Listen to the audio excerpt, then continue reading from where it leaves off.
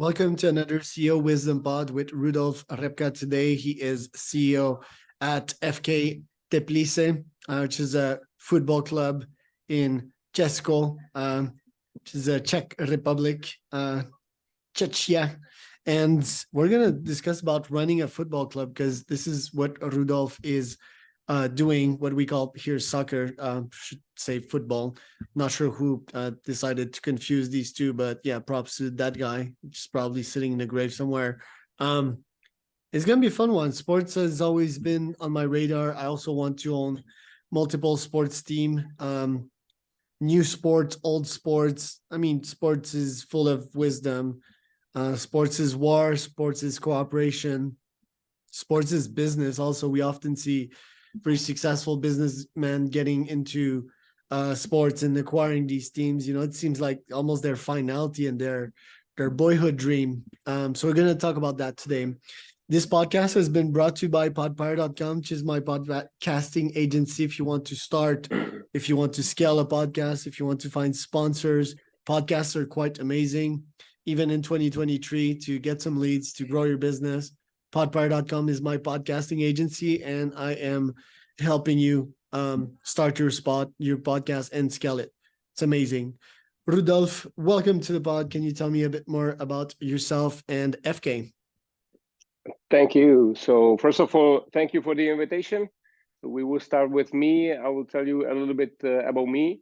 I'm the CEO, you told it, to FK Teplice, which is a European football club. And what is funny that I started with football, with sport, when I was 6, and I started at this club.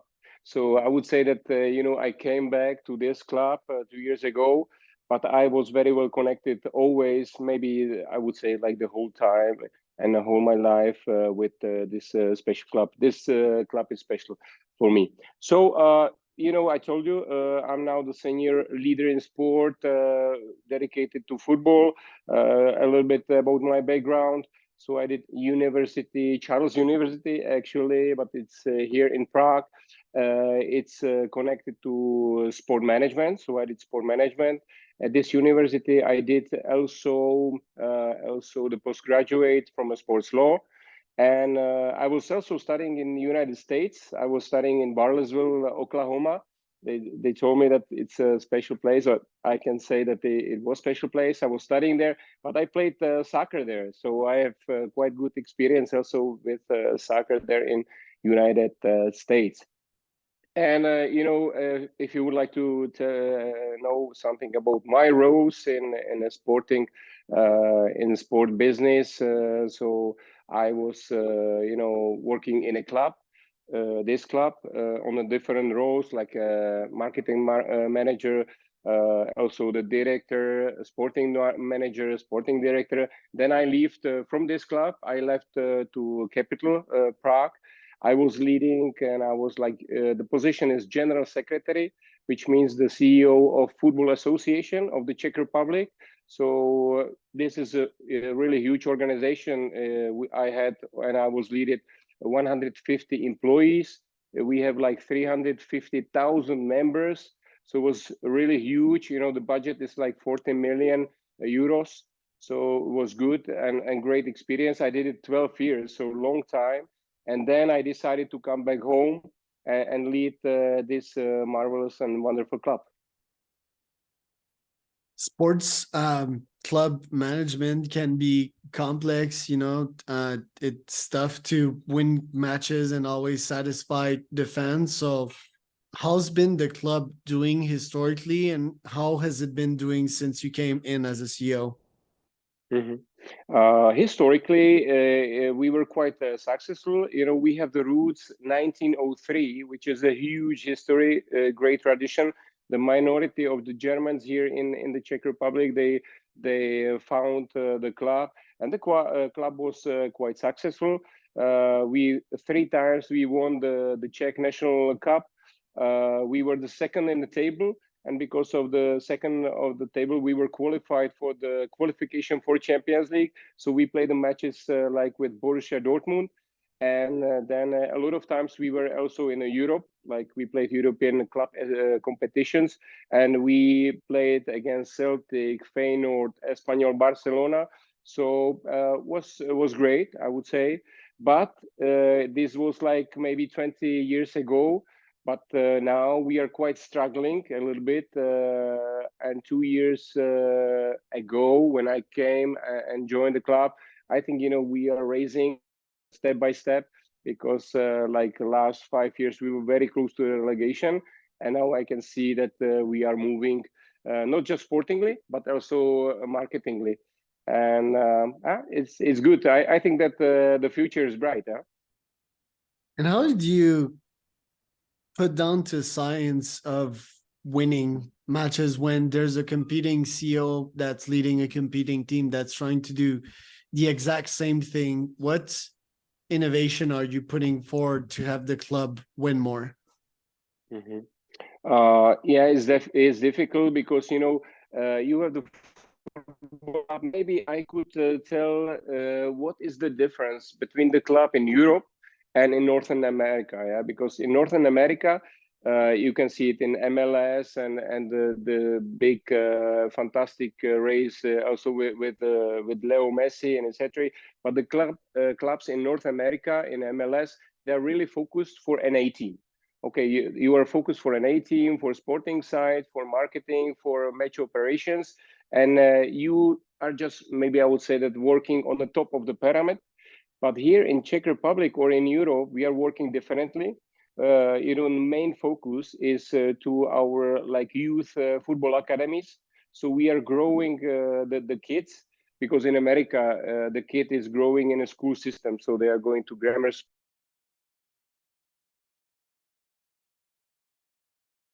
All right, so it seems that we lost connection here for a moment. Rudolf is back. There you go. Hi. Yeah, the connection is lagging a little bit. Not sure if you are back. Test 1, 2, 3. You seem to be back now. Okay. 1, 2, 3. Can you hear me? Can hear you, but there's a small delay in the connection.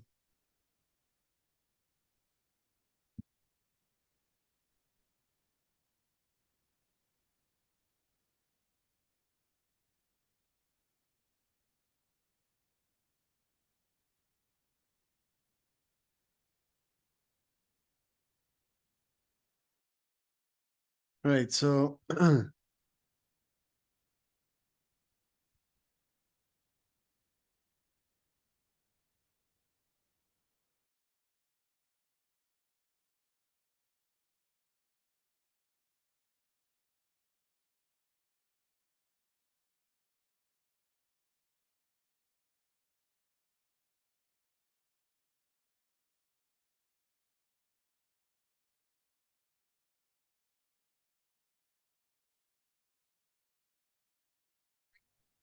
are we back?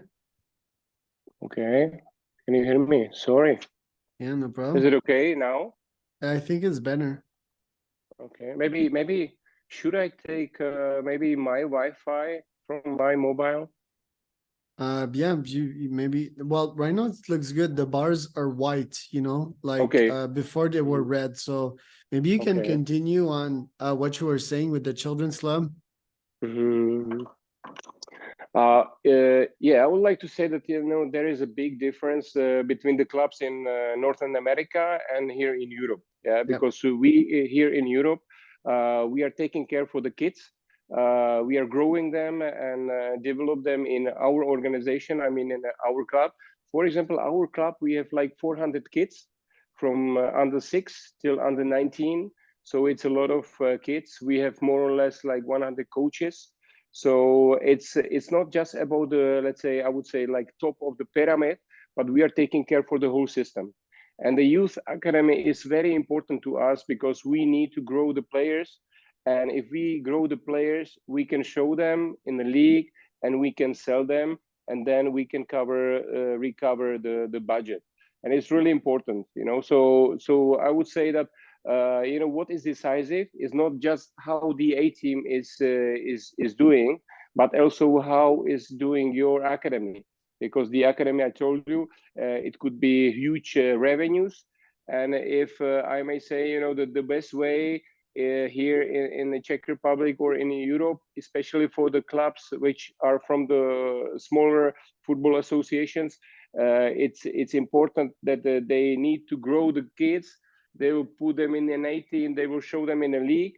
Then if they are good, they are qualified for the European Cups.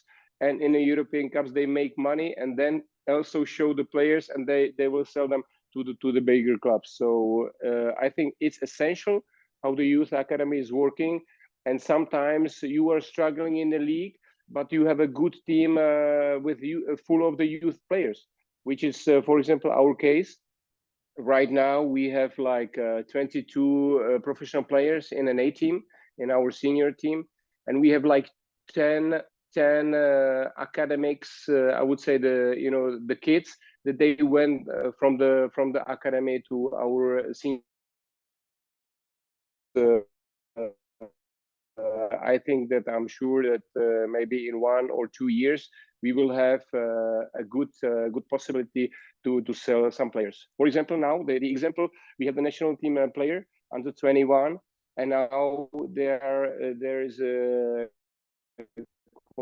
quite good rumors and rush about him because the big teams they would like to buy him, and they will most probably buy him for 2 million euros, which is quite good because the complete and total budget of our club is 5 million. So you can see that it could be just the only one kid that if you will raise and you will give him all the care, so they will help the budget of your club, for example, 40% of annual budget.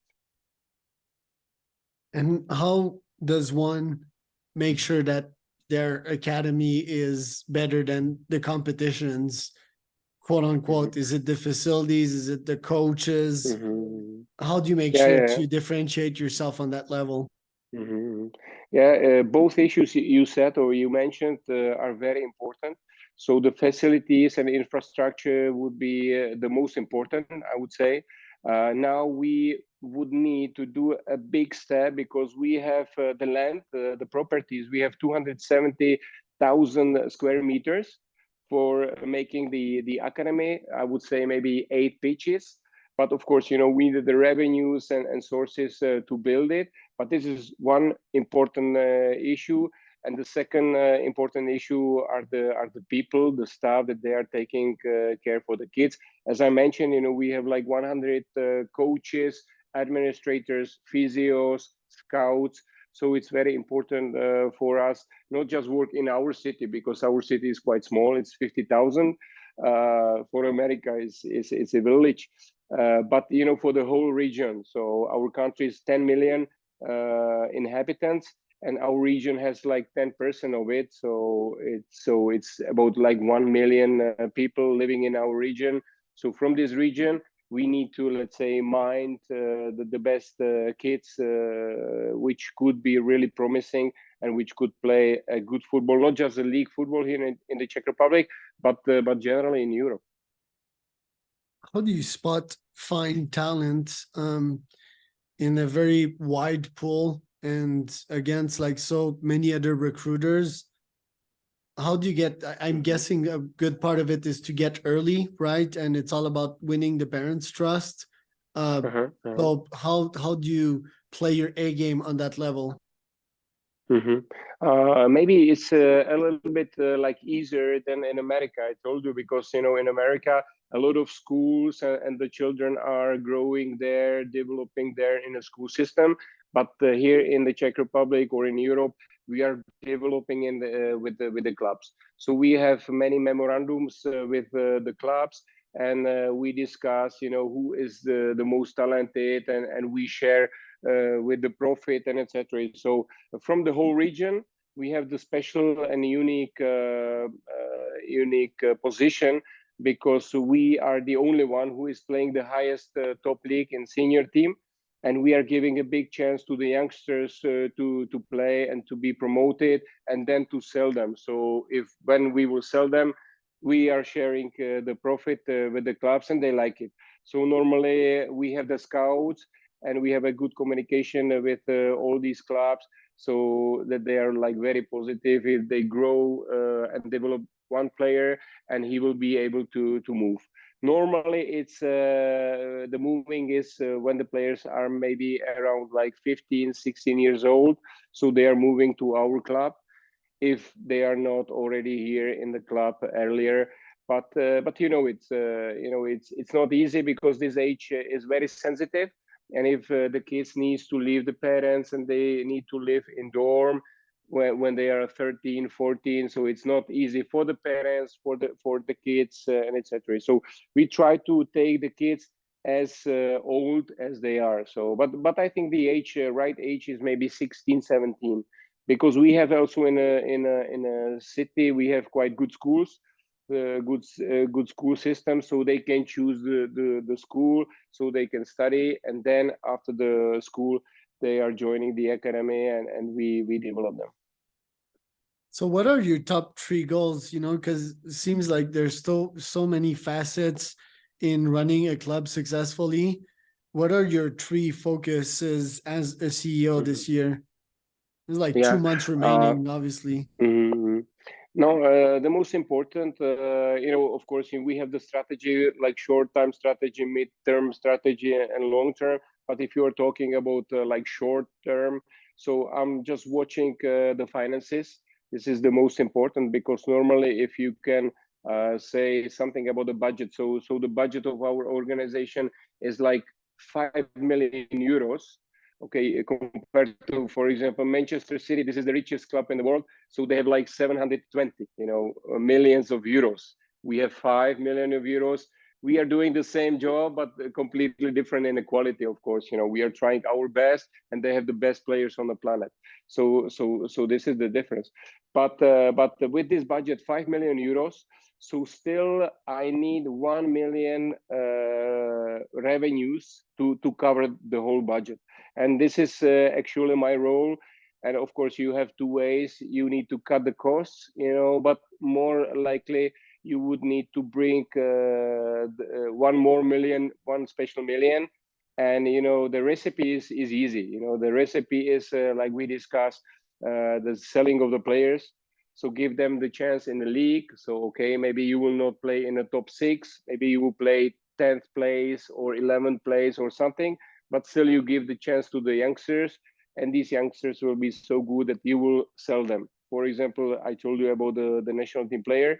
So maybe now I'm really focused to choose the best team for him, because normally it's not just about the deal that you will sell the player, but you are talking with this club also about the percentage from the deals that when they will sell him to another club.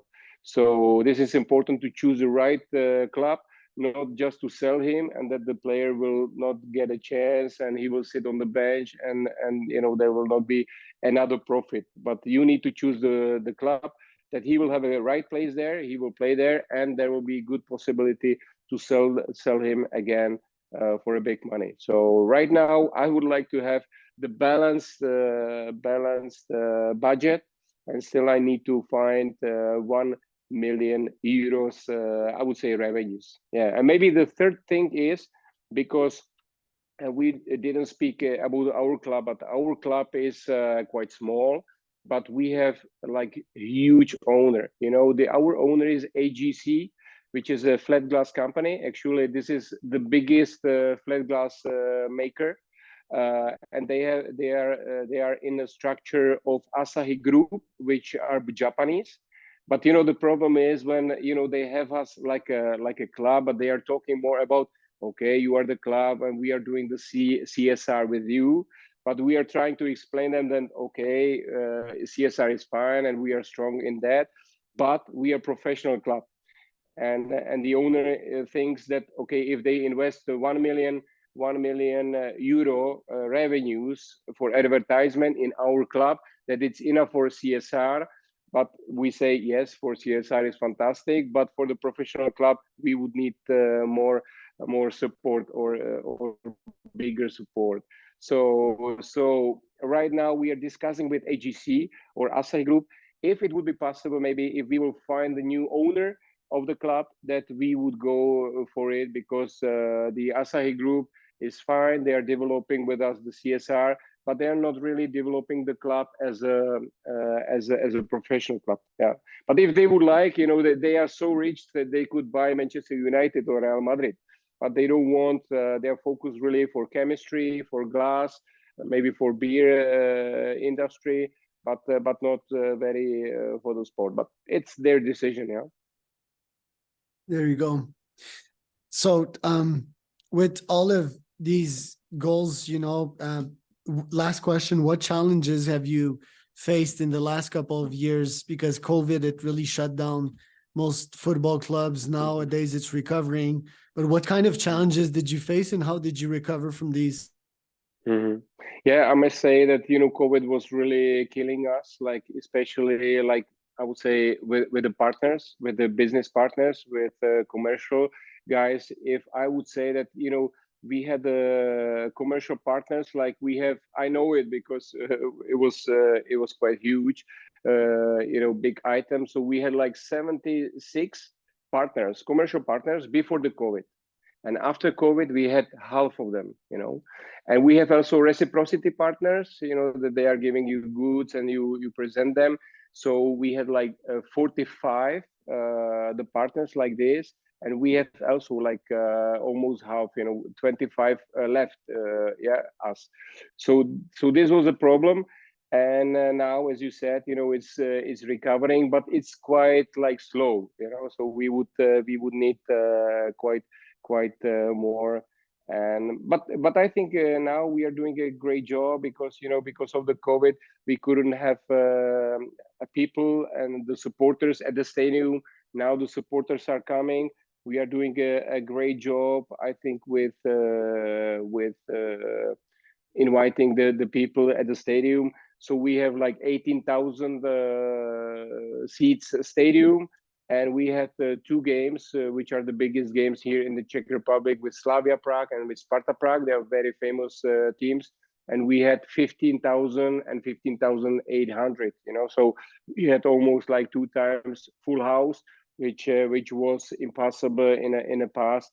And we did a good money, good revenues from that. So the ticketing went well. And of course, we also had some challenges, because we would like to be, or in the past, we wanted to be like interesting. So we changed the logo. And so we have now the new club identity. And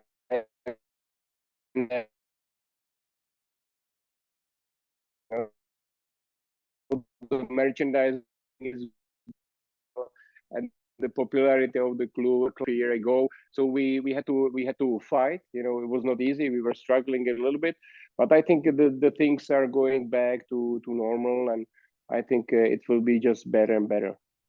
Right. Well, thank you so much, Rudolf. Where can people find out more about you in the club? Yeah, we have like www.fkteplice.cz. So this is our websites. We have also app. This is nice that the marketing site did this application. So yeah, you can find us like FK Teplice. It's good address, So I would just recommend.